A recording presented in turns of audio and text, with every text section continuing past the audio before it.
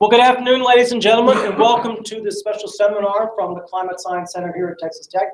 Thank you for making the effort to come. We have a very good group of people as part of a team to talk to us about the new USDA Climate Science Center hub that's up at El Reno. And as you may know, this is one of 8 regional hubs that the USDA has spun up recently in response to the USGS climate hubs and the federal government trying to deal with climate change despite the Supreme Court ruling today. So I will turn that over to Clay and Sarah Pope, and welcome to this one. Well, thank you all for allowing us to come down and investigate about the USDA Climate Hub, talk a little bit about what we do, and visit a little bit about some of the things that we're focusing on at the hub. Again, I'm Clay Pope. This is Sarah, my partner in multiple ways. We are contractors. We have an agreement with ARS and NRCS to facilitate the work of the Southern Plains Hub. And we want to talk to you a little bit about, again, about the hub itself and some of the things we do. And, you know, when you think about what the big roles that we have at the Climate Hub, it is communications and outreach. And, you know, that's, we always go out and talk to folks, especially folks outside of academia, outside of government circles. We're talking to farmers and ranchers, especially, you know, the whole saying that Ronald Reagan had about the 9 most terrifying words in the English language are, I'm from the government and I'm here to help you. Well, just add it to that. The 18 most scary, fearful words is I want to talk to you about climate change, and I'm here to help you. And that can be a challenge, especially in the Southern Plains states of Oklahoma, Texas, and Kansas. We try to stay out of the politics. We try to stay away from some of the controversial issues, but clearly it is something that we do deal with at times. For those of you who were last night at the speech that we gave at the pub, I do apologize. I did mention that some of the best stories we'd already gone through, but I am going to rehash this a little bit, because this is one of the things that we feel like from time to time with USDA talking about climate change, that especially folks out at the USDA service centers feel.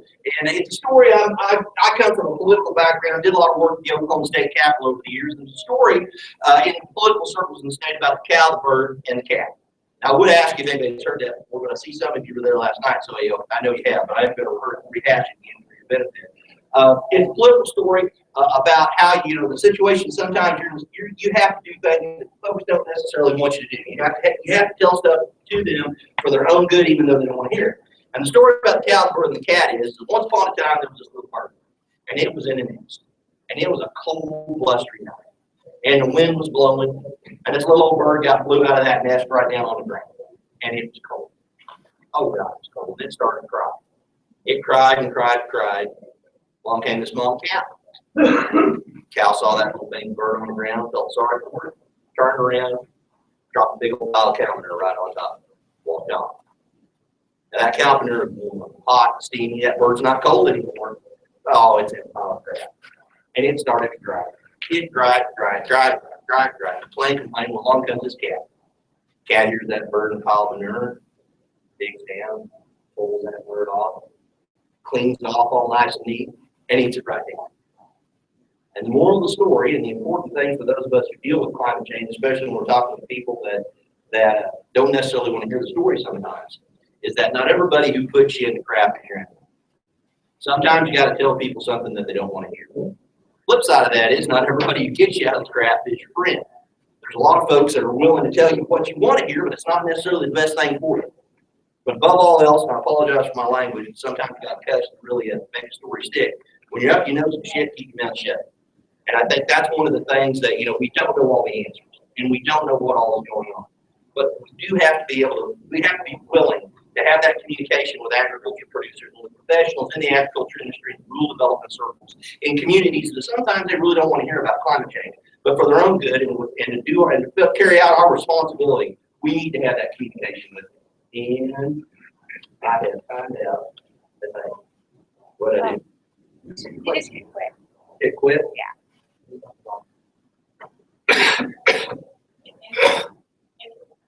You hit enter? Accept it. Oh. Just hit X. There's a mouse. There is a mouse. You can move it. Yeah. There we go. All right. Because really and truly, we do have to be willing to talk about it because it is a problem. Now, a lot of you have already seen this graph. We're not going to plow over a lot of that ground. we know something is going on. We are seeing an increase in change in climate. We're seeing the increase in temperature, and it is having an effect, not only in production agriculture, but across the board. I like to show this slide. Now, it's a little bit dated. Some of the numbers have changed over time. But if you look at this slide, this shows the movement of the cattle herd in the United States. Those red dots indicate 1,000 cattle or more decrease. The blue dots, 1,000 cattle or more increase. I believe it was 2011 was the first year when Nebraska surpassed Texas as the largest cattle feeding state in the nation. We're seeing the cattle herd move north. This isn't because of regulations. This isn't because the government's forcing someone to do something. It's the market and the industry responding to what's happening on the ground, which is changing temperature, the availability of forage, and what we're seeing as far as the ability to produce the food for the feedlots to maintain that level of productivity. We're starting to see that. And that's a challenge, I think, over time. Again, those numbers have changed some because with the rains this spring, we are seeing the cattle herd rebuild some in Oklahoma and Texas. But folks, feedlots that have gone aren't coming back. And I think that's something we have to consider. We are seeing this on the ground already. This map shows crop insurance costs. The darker the blue, the more being paid out that are going in premiums. And you can look at the Southern Plains and what that means.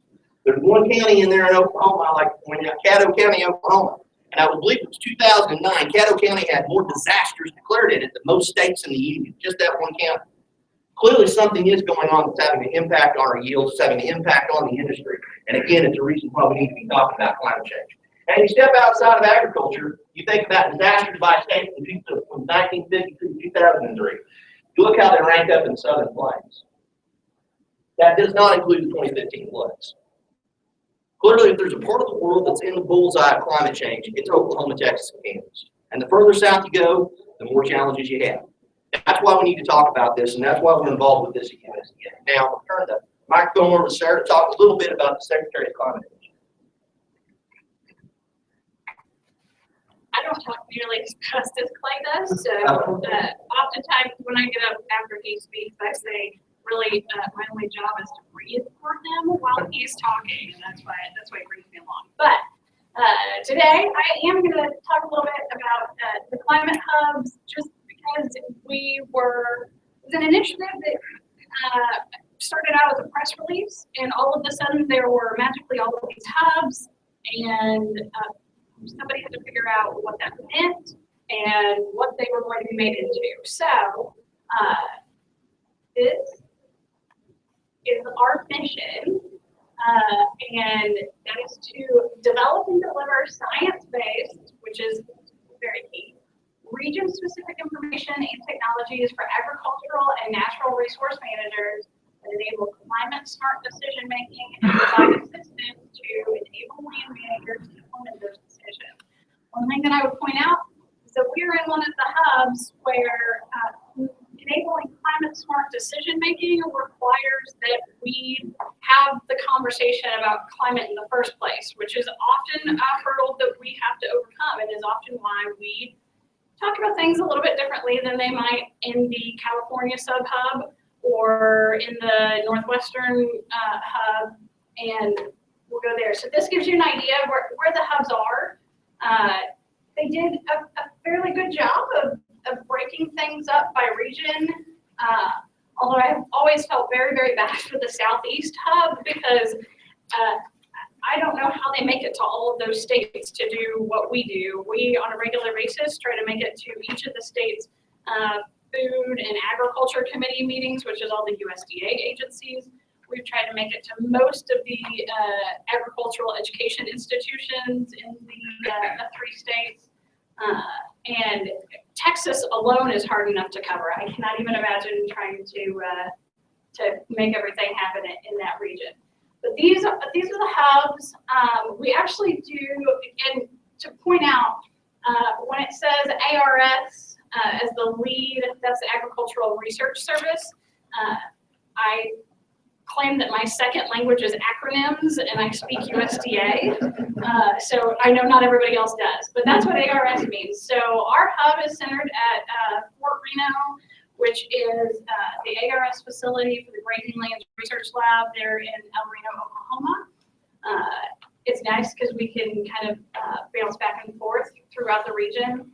We do a lot of work both with the Northern Plains and with the Midwest hub, exchanging information, finding ways we can work together. But that gives you an idea kind of the range of states that we're working with. And what we like to say, although this is not our official logo, what we like to say is the hub is the spoke in the middle, and everybody, whether it's an educational institution or a USDA agency or a state agency or individual stakeholders and agricultural producers, each one of those are a spoke.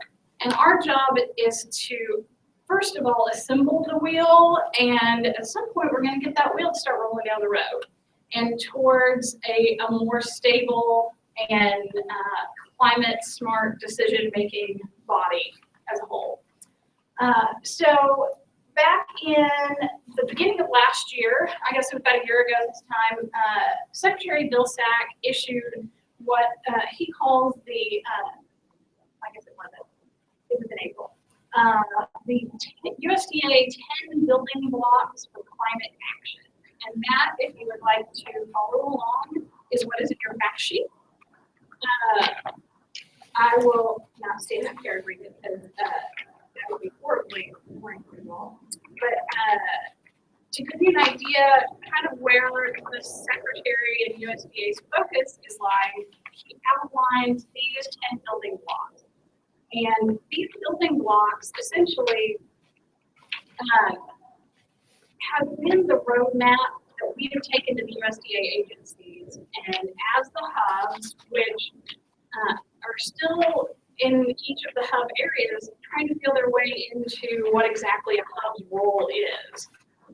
But this set of building blocks has given us kind of the power to move forward and to talk to the USDA agencies and say, these are the Secretary's priorities, and whether or not you realize it, and Clay made a statement last night about his personal opinion that the most wide-ranging ever piece of climate legislation, and probably for the next 10 to 20 years, climate legislation was the Farm Bill. Because whether they realize it or not, what agriculture does has a huge impact on climate change. And so these building blocks specifically help guide the agency to view what they do on a regular basis in their programming through a different lens and through the climate change lens. So essentially, I can read all this, you guys can read that if you want. But it uses the authority within the Farm Bill to facilitate these building blocks. Obviously, USDA, there are some regulatory components, but for the most part, we like to focus on voluntary and incentive-based programs and focus on outcomes that have both economic and environmental benefits. It's designed, the programming and these building blocks are designed to meet the needs of the producer. So it's not a roadblock, it's not something that is being thrown to make things more difficult or harder. It is simply a way to help meet their needs in a way that they can start to make those climate smart decisions and prepare for the impacts that we will see down the road. And it's also a way for USDA to assess the progress within the agency right now. Without that lens of climate change, the practices that are undertaken, such as practices in EQIP, which is the Environmental Quality Incentive Program, those have multiple what we call bundle benefits. So they have not just an impact on the individual farmer when they convert to no-till, but no-till also produces soil erosion that can have an impact on water quality, that has an impact on air quality or soil erosion, especially in these very windy plains areas when the wind picks up and you've got bare dirt and it starts to blow. That's when the allergies and the asthma. So it has an impact on public health and on health as a whole. So these building blocks allow USDA to start to measure those bundle benefits and see what types of impact agriculture is actually having on climate change. And more than anything, more than anything, it's to be cooperative and focused on building partnerships. And that's the whole point of the hub from the get-go. So, really quick, I'm going to run over the building blocks, which we'll hit on one of them for the most part. But primarily, if you go to, let's see here, it's the back of the second page there is where the actual building blocks start. And in bold right there with soil health. Obviously, if you're anywhere around NRCS or anywhere around agriculture, soil health is kind of the buzz and cool word and term that we're talking about now, which is amazing. It's great. And we're very excited that that was the first of the building blocks that the Secretary discussed. And it's one of the primary ones. They go on to discuss nitrogen stewardship. That has a lot to do with water quality and managing for nutrients to reduce certain emissions and also runoff as it relates to water quality. The third is livestock partnerships. So working with the buzzword on this one is anaerobic digesters. They've set goals in here on how many they want over the next 10 years. In our region, this is not going to be one of the ones that we can do as much as they do in California, where they've got a lot more dairies. A lot of the dairies that we had even 10 to 20 years ago are no longer there. But there are some pork producers, smaller dairies.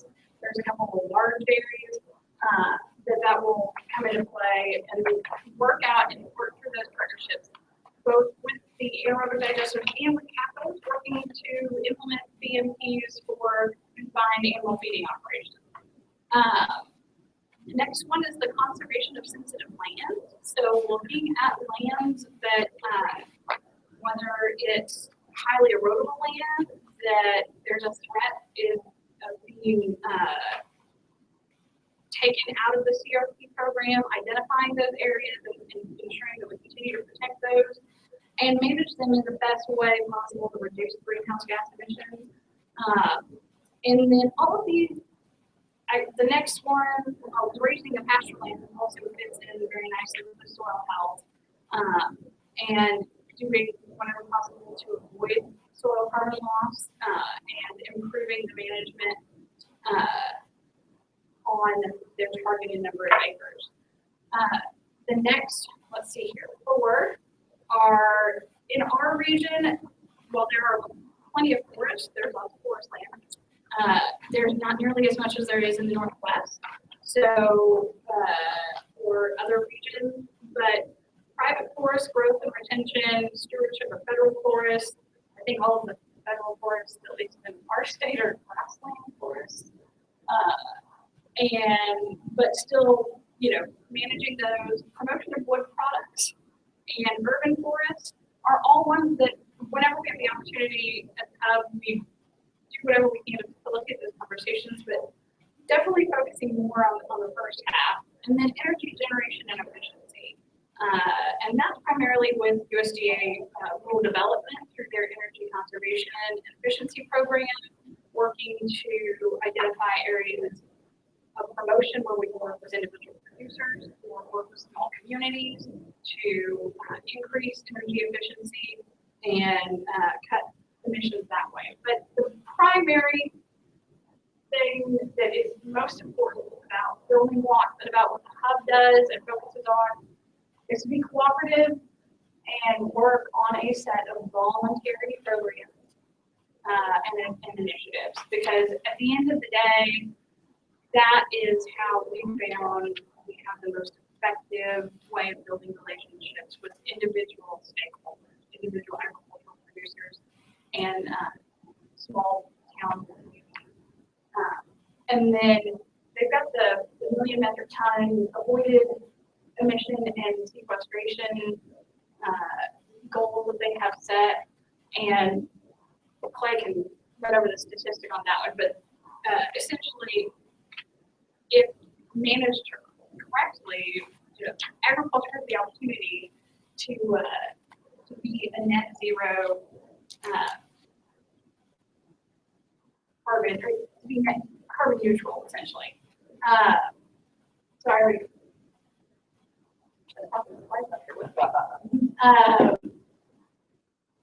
So, not everyone believes in climate change, obviously.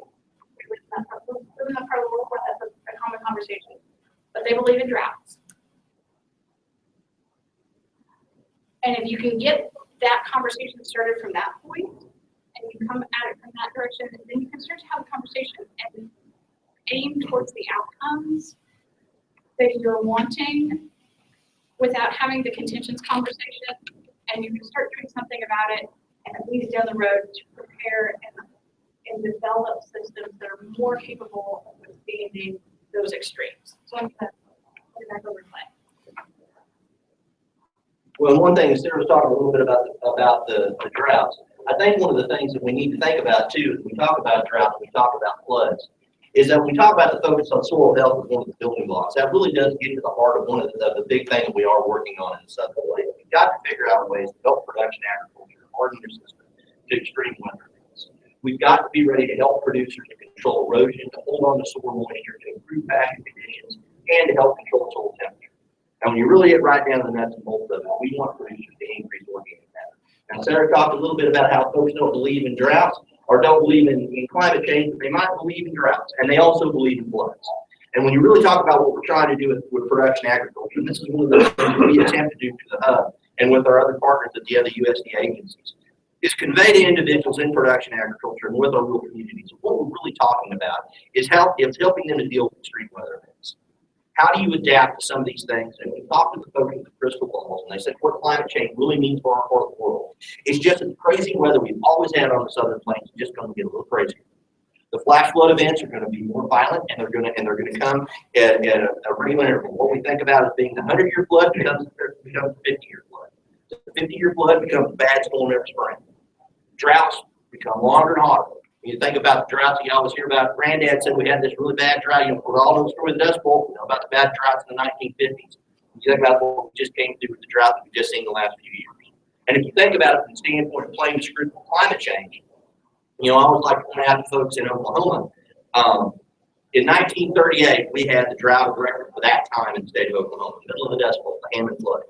We had the worst drought in state history, the Dust Bowl, in record recorded history, followed by the worst flood in history. 1950s, we had a drought worse than what we had in the 1930s. What stopped it? The record flood at that time for the history of the state of Oklahoma. Now fast forward to where we're at today. We've just come through a drought that, at least in Oklahoma anyway, was worse than anything we saw in the 1930s and 1950s. What broke it? The wettest May ever in the history of the state. The wettest month ever in the history of the state. Not just the wettest May, but the wettest month ever. Now again, I'm not here to say all these events are caused by climate change. If you look at what people say the trends are going to be with our changing climate, it seems to be playing the script.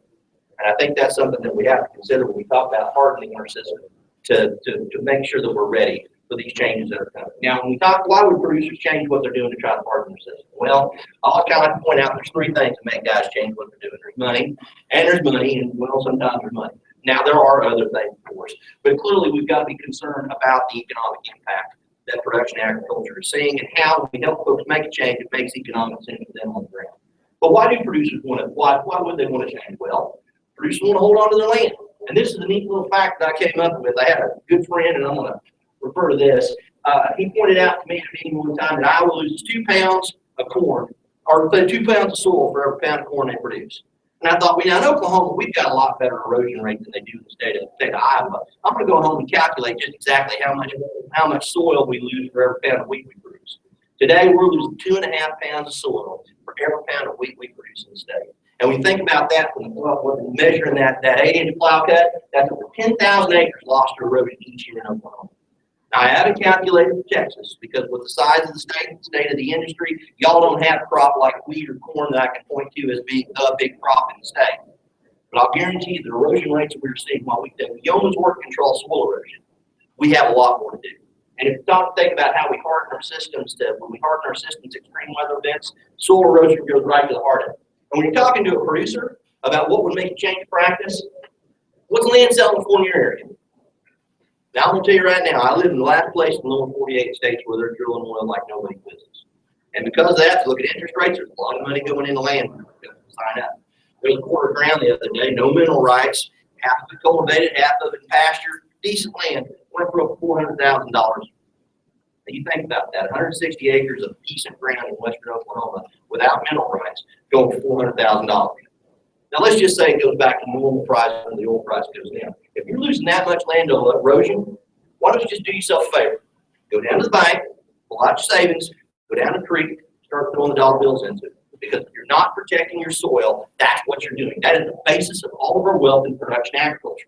And quite frankly, from a societal standpoint, that's the basis of all society, is that kitchen soil. We've got to protect our topsoil. If we're going to sustain food and fiber production for 9 billion people by mid-century, we've got to do it. But more importantly, as an agriculture producer and a landowner, that's the basis of my wealth. That really, when you're talking to a producer, that makes a lot of sense. Producers want to reduce their costs too. That's another reason why producers might change what they're doing. Now, we push no-till quite a bit. In the Southern Plains, less than 20% of our agricultural producers use no-till production systems for producing cultivated crops. Now, according to Oklahoma State University, at least for winter wheat anyway, you use 3 gallons of diesel less per acre per year to grow winter wheat under no-till production than you do under conventional practices. Now, stop and think about that. 3 gallons of diesel less per acre per year. That's savings that goes straight into your pocket. Nitrogen stewardship keeps you from throwing good money away. So we're talking a little bit about the building blocks dealing with nitrogen stewardship. And if you don't have a healthy subsoil microbial community, the fertilizer that you're putting down in your production system, again, kind of like going to the bank and throwing those dollar bills away whenever you have soil erosion. Studies from ARS have shown that about 60% of the fertilizer that we put down, if you don't have a healthy subsoil microbial community, is not taken up by the plant. We're basically wasting half the fertilizer that we're putting in the ground. Again, go to the bank, get your money, throw it in the creek. That's basically what you're doing if you're not taking care of your land.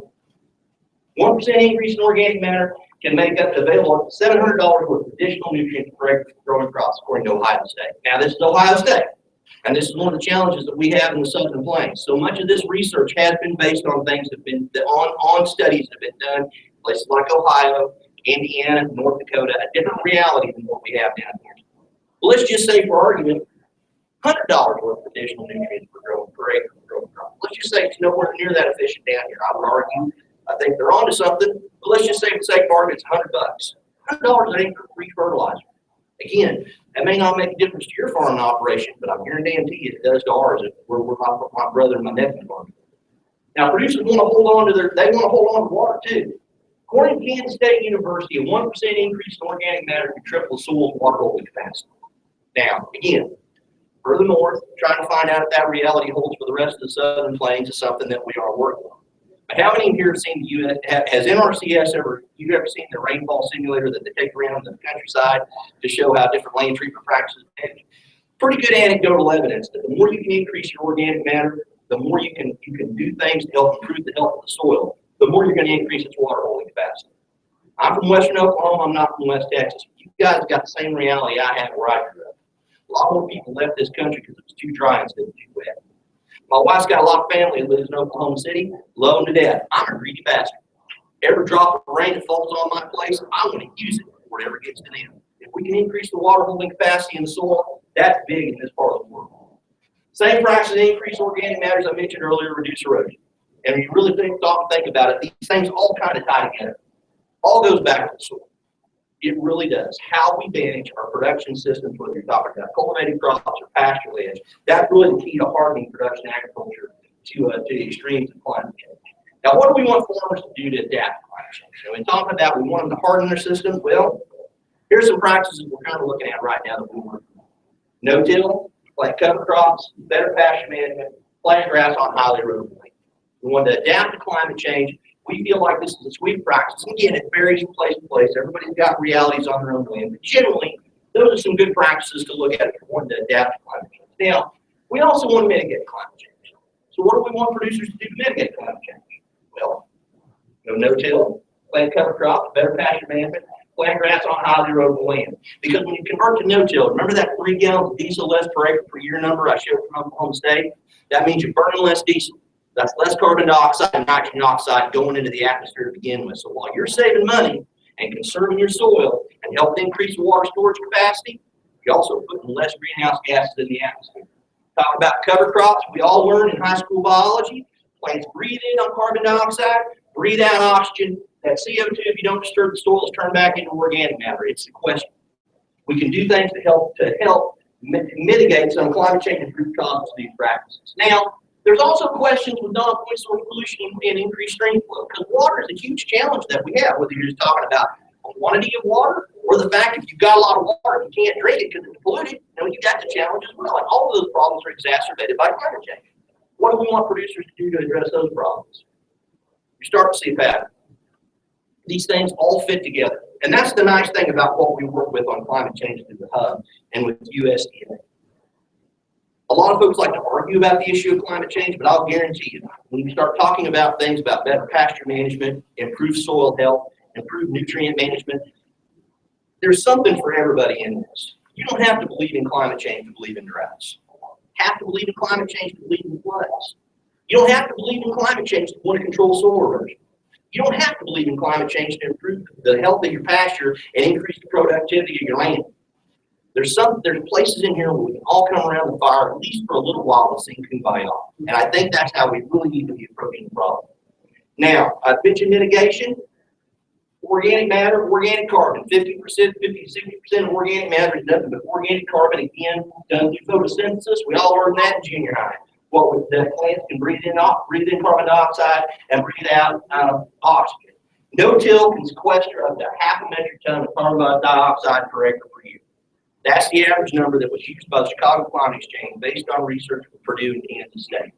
Planting grass can get you more than that. Now, it's going to vary from place to place, but there are tools like Comet Planner and Comet Farm that are available from NRCS that you can actually calculate what the impact is as far as both carbon sequestration and avoided emissions. Comet Farm is site-specific per farm.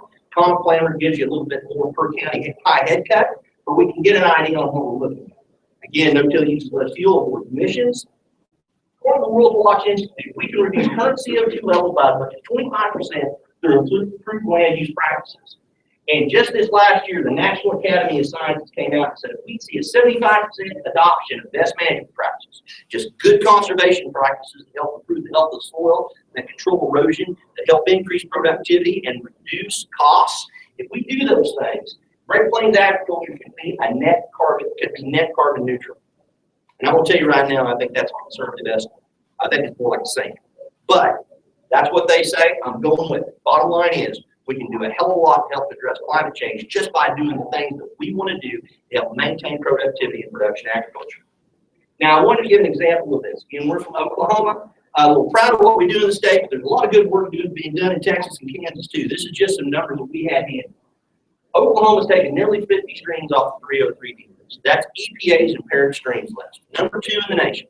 Number 1's Washington, but I will tell you this, Washington focuses on one river system. Oklahoma, I told the group last night, I kind of joked with them a little bit, we're kind of the leftovers. Heck, y'all gave you panhandle because it put you below the Mason-Dixon line. Half the first state used to be part of Texas. As a Cherokee, I can tell you right now, my people got kicked out of every decent state, every decent country in the world and every decent state in the union. We ended up in Oklahoma.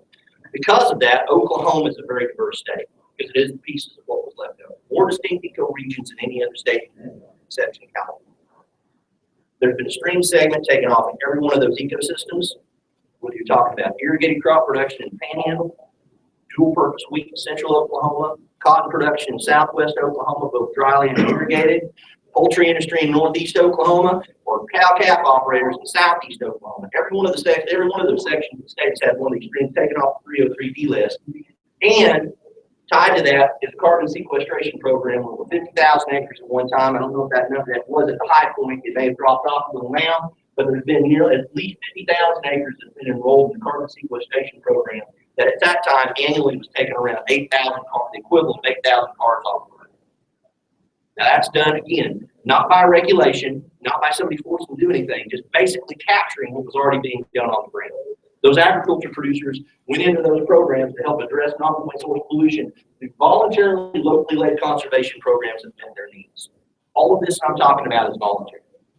Some of it was done through NRCS, some of it was done through the 319 program at EPA, Some of them were water quality initiative watersheds. A lot of them, quite frankly, were just places where NRCS sat down and said, hey, there's a whole lot of practices going on in this area.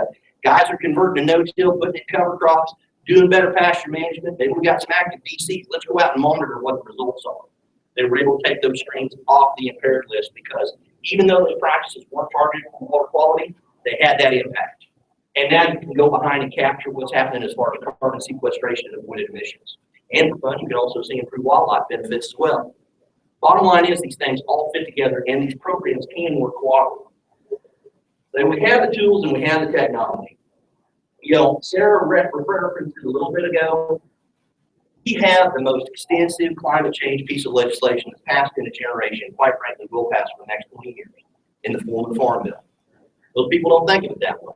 But when you think about the things in the conservation title, when you think about the authority of FSA to help producers with loans to be more energy efficient in their operations when they do retrofits, say on grain bins or on storage handling operations or on livestock production facilities, you think of provisions underneath the rural development title, everything from the rural utility service working with electric co-ops to funding water systems in our communities to working on energy efficiency themselves. You go to the research title of the Farm Bill is the most far-reaching and most extensive climate change legislation that's ever passed the United States Congress and signed into law by the president. And it's something that we don't talk about it that way, but that's the truth of the matter. And climate change, quite frankly, is just another natural resource challenge. We've dealt with natural resource challenges before. We can deal with this one too. We've got the tools, but are we using them and thinking about how they tie together? I used that example from Oklahoma about how things can fit together.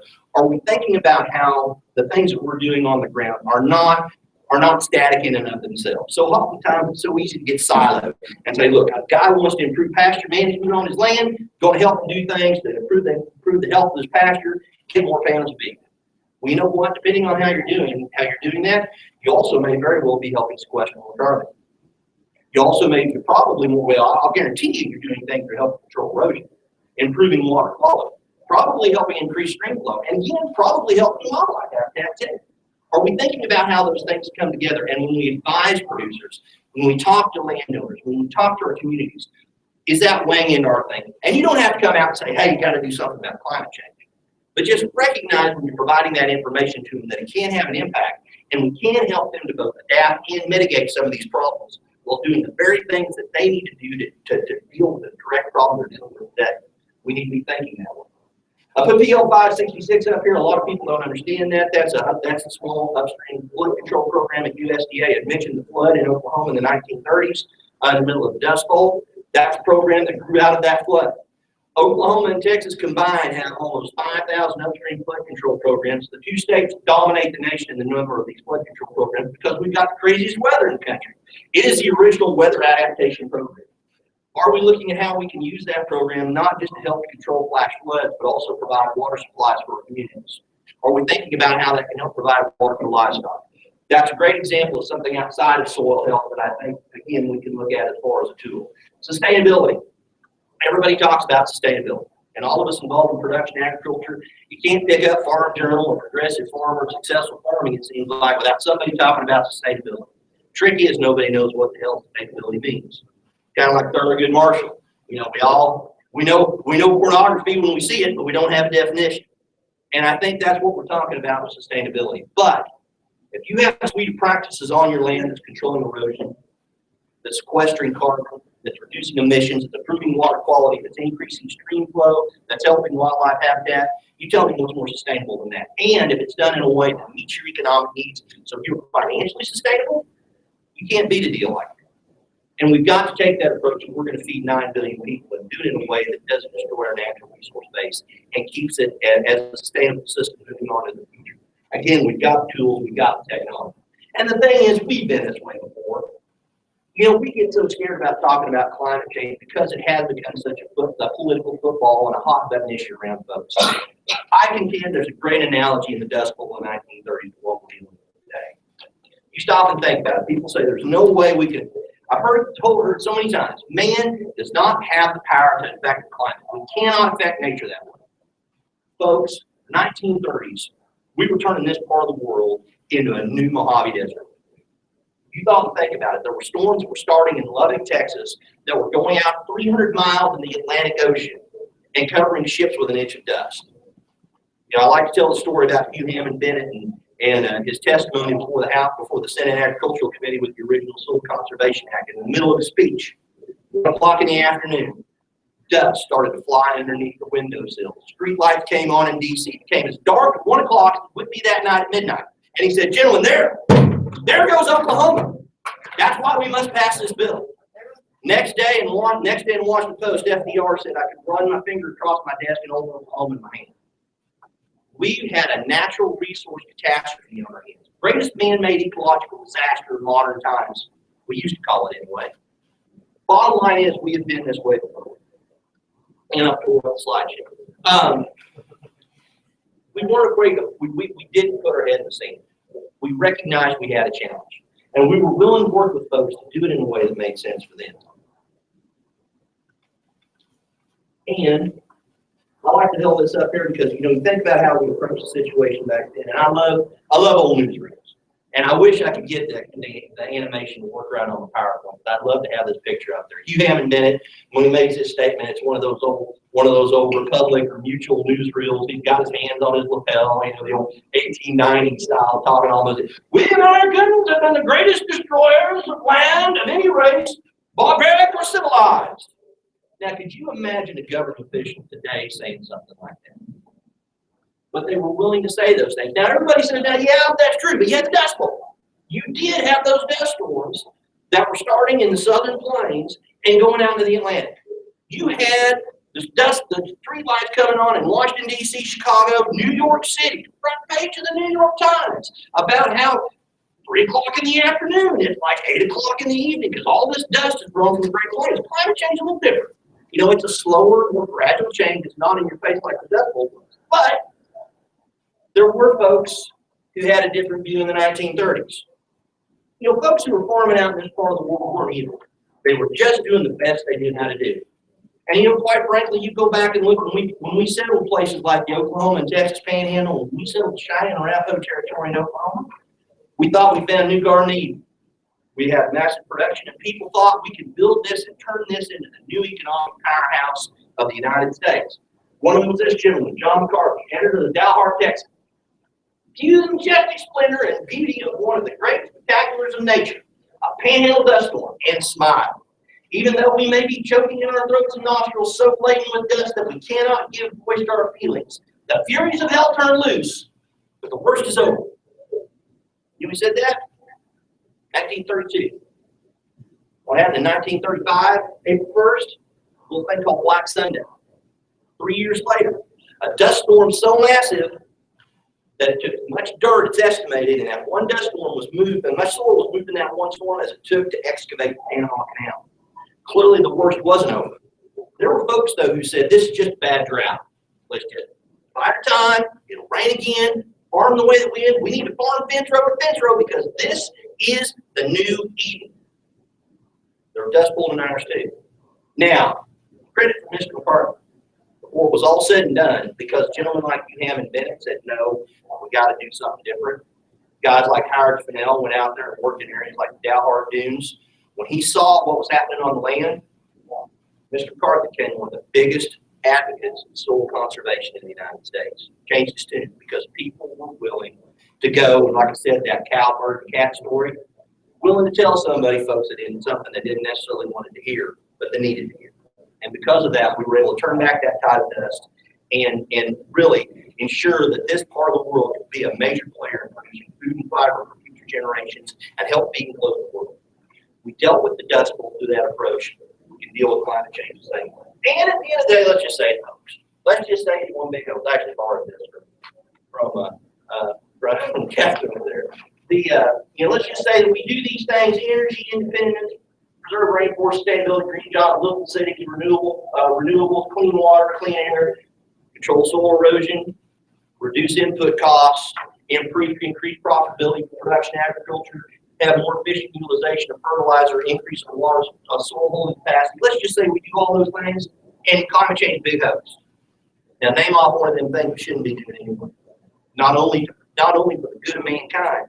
Again, like I said, I'm a greedy bastard. From a producer standpoint, what do we need to be doing to help ourselves? and maintain our own operation. These things do go hand in hand, and it doesn't need to be a big fight.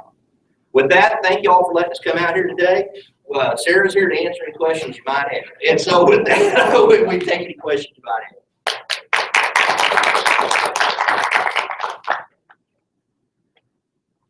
Yeah. What resistance do you get? You know, in all honesty, it's there's the biggest challenges you have in no-till are threefold. One is the cost of conversion to equipment, especially in winter wheat areas. You know, you stop and think about how much money it takes to purchase a no-till drill and purchase a sprayer. Just the investment alone. I mean, when you're kind of farming in a marginal area anyway, there's a little hesitant to make that investment if you're already set up for something else. And kind of going hand in glove with that at the age of a producer. I mentioned I farmed with my brother and my nephew. This time last year, I was talking to my father, brother, and nephew. My dad passed away in February, a year ago, this time of year. And we converted to no-till, I guess, about 15 years ago. And Dad always said, he said, you know, you boys want to farm. And because you want to farm, we're going to make the investment. Our equipment was wore out anyway. We needed to make a change. But he said, look, if I was doing it myself, I'm going to be alive maybe another 20 years if I'm lucky. I can get along with what I got. But you boys want to stay in operation, so I'll make a change. Age of producers is a big challenge. Culture. You know, you stop and think about it. Dad, till the day he died, the believer knows it. He really was. He bought in on the program. He encouraged us to start doing cover crops. He really got involved in it. But to the day he died, you drive down the road, you'd see our wheat field over here, and you'd see our neighbors, and he'd look at that fresh and proud ground, and he said, Dad, just look at that. That's the way it ought to be. And it's a cultural impact. And then the other thing is it's new to, I mean, it's new to this part of the world. It's not new, but it is new because we are talking a lot of times about virgin territory, and so much of the research that's been done on cover crops and what you rotate into is more geared for the upper Midwest. And I think that's one of our challenges in the Southern Plains. And quite frankly, I think, especially in winter wheat country, if you're going to make no-till and cover crops work, you've got to incorporate livestock because so much of that wheat is dual-purpose wheat anyway. The upper Midwest, that's not something that's widespread in the use of livestock in grazing cover crops. I think if it's going to work in this part of the world, that's got to be part of the mix. And quite frankly, the research hasn't been done. So those are some of the challenges that are out there. Do you have anything to add to that? I would say the biggest challenge is that the focus and conversation, whether it's a coffee shop or just in general meetings, is the focus is so much on yield and not on profit margin that when they call it the 3-year hump that you have to get over with no-till, you're seeing a drop in yield, but you're also seeing a huge reduction in your input costs. So shifting that conversation it's extremely difficult because the last day, money is kind of one of those things that you're not supposed to talk about. And so to go in and be able to showboat with how much your yield was at the coffee shop is one thing. It's a totally awkward conversation to go out and say, well, how much did you profit this year? So I think that's another, and also getting that data is extremely difficult. So getting that picture and being able to paint that for the producer and make that case is kind of the biggest struggle that we have, and that's the biggest gap that we have right now is being able to make the case on the economic end because that gap is there. So they're just looking for the yield is a quick number that Right. comparative and some bragging rights a little bit. And that's just the thing. That's fine. They equate yield to profit, and it's a big difference. So next question. I'm doing work right now with grading agencies and foundations, water scarcity on the South Plains, precipitated agricultural water use rate, discussing the problem of water scarcity, the reality of water scarcity, and how all these other factors come into play. Not only the culture, I talk about what we deal not necessarily about the long-standing traditions you have, the families growing up on outside. All that said, that's the kind of work that I'm doing specifically is trying to gather from these agricultural water issues. What are the complex topics? What are the things that we think these behaviors, not necessarily behavior, but things that can change so that they'll begin to adopt these practices. My question after this presentation, I appreciate it. What can I do for you? And maybe more importantly, because I'm pretty fast as well, what can you do for me? As a person who's out on the road, collecting this data, running up bills. I think we need to talk. As Sarah said with that, we kind of view the hub, like I said, we're kind of the table. Everybody's got a piece of the puzzle as far as the picture of climate change. Our role is to help everybody bring those pieces together and then see what the heck it looks like, see where we've got holes we've got to do research on. Let's visit after this and let's talk a little bit, because I think we deal with a lot of folks, not just here in Texas, but in Kansas and Oklahoma too, that are we're a facilitator. We're bringing folks together. We need to stay on top. I think there's a lot. We'd love to have a chance to visit with them and see if there's a way we can help them partner up with some of the folks that we're working with to try to help them accomplish those goals. Because that's right. That's what we're talking about. And providing information too is one of the roles of the hub. So as your research progresses and start to put those things together, being able to share that, and whether it's on the website or whether it's with the other researchers that we work with, and how we incorporate that and moving forward, that's how you can help us. But definitely, let's talk afterwards. Yeah, is it possible, or do you know what we are working on, how 10 years from now, that we do some assessment on implementation of EMPs has resulted in some abatement of climate change adaptation? How can we see that? How can we assess our success? Go ahead. Okay, so the building blocks are the first step in setting up the, at least USDA's ability to do that. The key, and we actually within the hub have worked on a project that specifically will do that in working with, and whether it's working with the watershed or working with USDA's NRCS to look at the implementation of their conservation BMPs and using tools like the Comet Planner. And essentially, it's just a matter of going in and crunching the numbers. So taking, on a county basis, how many individual producers converted to no-till, and taking those numbers, the number of acres, and translating them into the Comet Planner, and getting it to spit out that data that says this is what the impact is. That's the long-term goal for USDA, though, because with the agreement that was signed with China and the new climate change agreement in Paris, USDA, while it hasn't been issued a mandatory direction, they're going to have to show exactly what you're saying. They're going to have to show what type of net benefit has been realized. And I think they right now are just trying to piece the puzzle together as to how they collect that data in a privacy sensitive way, but at the same time in an accurate way with verification. And that is one of the things that we are working on in our part of the world, especially in the Southern Plains. In fact, I've got some of the watersheds. Now, the challenge gets into is a lot of your watershed management done by state agencies, and not every state runs things the same way. But trying to identify those areas where we have significant investment, I think, is really key. Following behind where NRCS and to a lesser extent EPA, different state conservation agencies, have made investment in conservation practices, using tools like Sarah said, Comet Farm and Comet Planner, to come up with what carbon sequestration and avoided emissions value is of those practices, and call up that number. I'm going to tell you right now, there's tons of carbon sequestration and reduction in emissions that's going on in the United States right now that agriculture producers are doing, but it's not called that.